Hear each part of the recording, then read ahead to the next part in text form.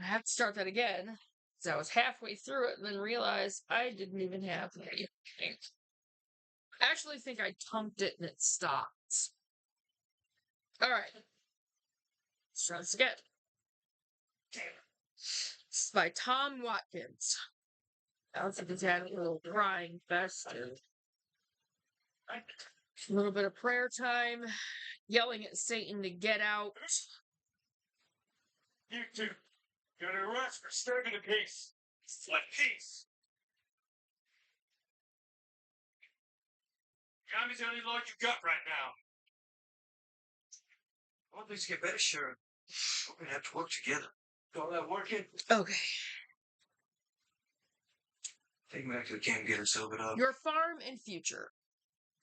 And it's also for Faith First Farm and Homestead, for our future in the Upper Peninsula of Michigan. Here we go. Hey,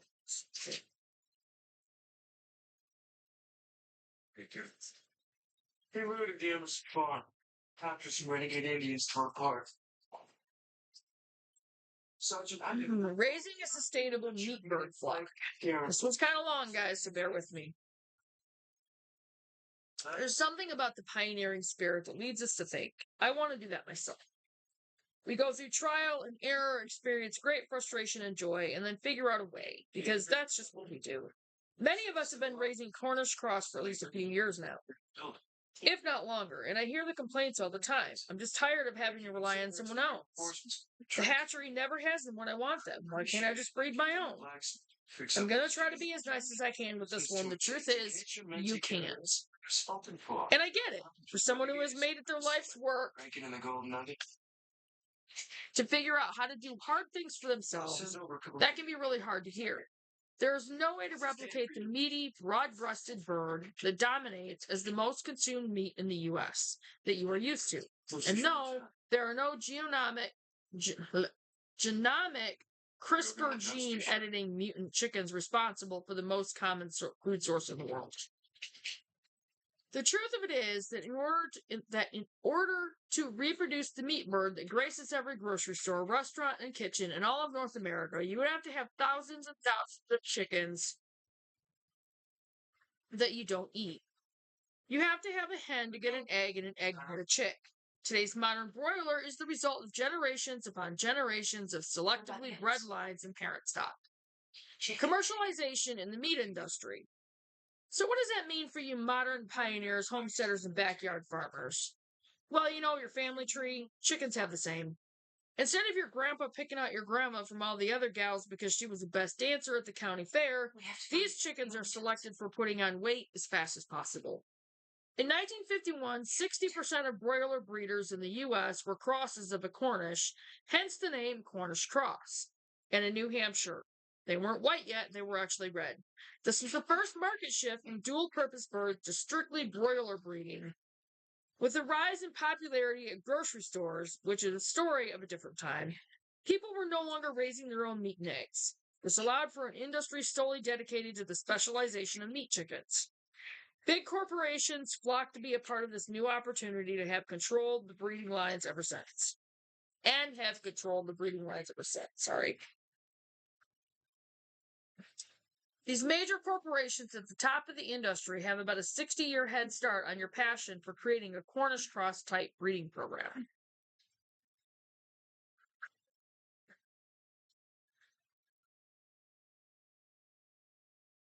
I brought it up earlier, but it bears repeating. It takes a hen to get an egg, and it takes an egg to get a chick. In the case of commercial broilers, it actually takes about 14 hens and 14 roosters at least to get a broiler.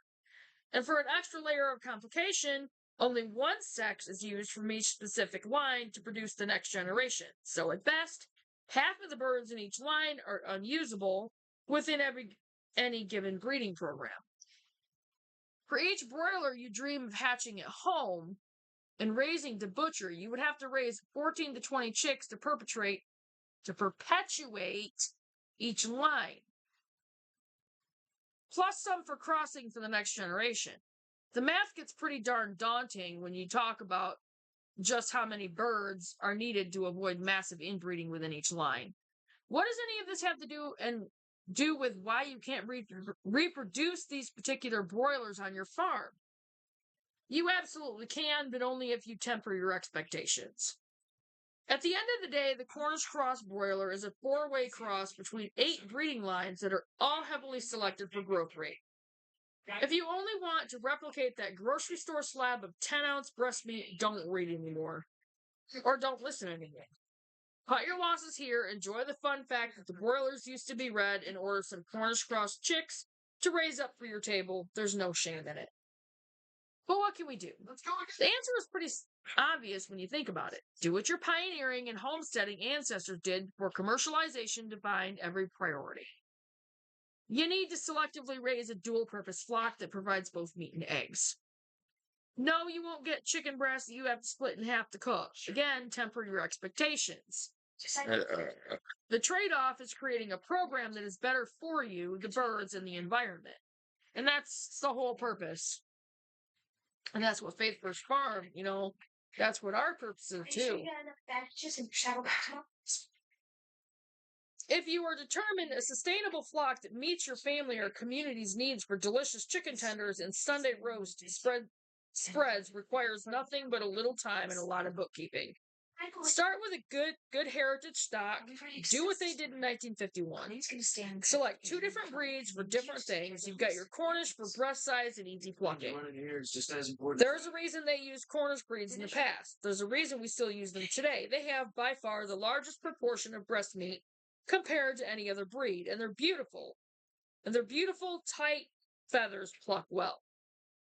We sell both dark and white laced red Cornish, which will help you throw some rotund gals into the mix. Now, pick a large breed to pump up your lines. New Hampshires, Delawares, and Rhode Island Reds all have really nice sized roosters. Now let those 2 breeds dance to create some hybrid vigor, and you're on your way to raising your own sustainable flock. Records. All breeders need to keep records, more than you might imagine. With cows and pigs, it might be a notebook. With chickens, you're going to need spreadsheets. So much data is involved in breeding chickens. The more data you have, the more successful you are going to be in the long run. Records need to be kept for each individual chick. No, I am not joking. I would never joke about chicken record keeping. Records to keep for each individual chick. 1, wait at 1 week. 2, wait at 3 weeks. 3, wait at 6 weeks. 4, wait at 16 weeks. Whoa, we are way off of broiler specs here. 5, start of lay, normally 20 to 24-ish weeks depending on the time of year. Records to keep for the whole flock. 1, hatchability for hens. 2, fertility for roosters. 3, number of eggs. Get really good at building breeding pens. Focusing on weight is the fastest way to progress a breeding program for broilers. It's not only the only consideration, but it is a priority number 1 if you want a decent meat bird on the table at the end of the day. At every weigh-in, you'll need to cull the smallest birds. That doesn't mean you have to off them immediately unless you are particularly hungry that day. Just move the pipsqueaks to a non-breeding pen and eat them when they are bigger. I don't recommend keeping small hens for layers unless you're only adding a handful of favorites back into a separate layer coop that you already happen to have. You're going to have multiple pens for chickens throughout this endeavor, and you won't have the space to keep all the unusable breeders. Yes, you're going to need to keep multiple pens. Those strapping New Hampshires you started with, they need their own pen. Those ever so handsome white lace Cornish you took my advice about, they need their own pen. The offspring from those 2 lines, you guessed it. You see where I'm going with this? You don't need a lot of pens to house a lot of birds, so it doesn't make a lot of sense to hang on to birds that don't enhance your program. Within each breeding pen, you need at least 50 hens and 6 roosters. That is a minimum number of birds I recommend for close breeding while keeping enough genetic diversity to not cause problems for about 10 to 20 years. You should be selecting for weight in each of these pens when you replace these flocks. Now, switch your roosters. Put the white lace Cornish in with the New Hampshire ladies and vice versa. Now those eggs are producing your hybrid cross. You're going to need a pen for their offspring of those lines.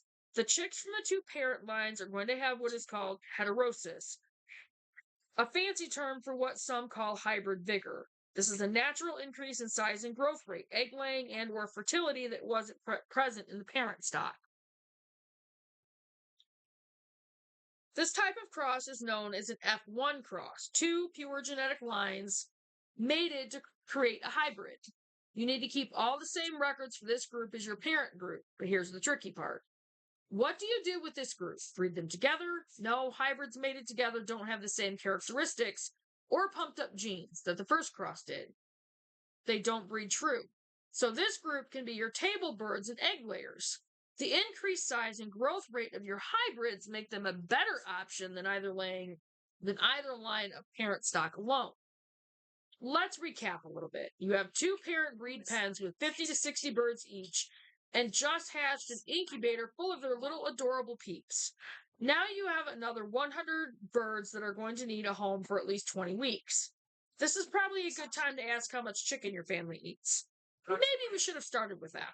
Oh, well, too late now. My family eats about 60 to 70 chickens a year, so the incubator could set us up nicely. I have never really thought about that.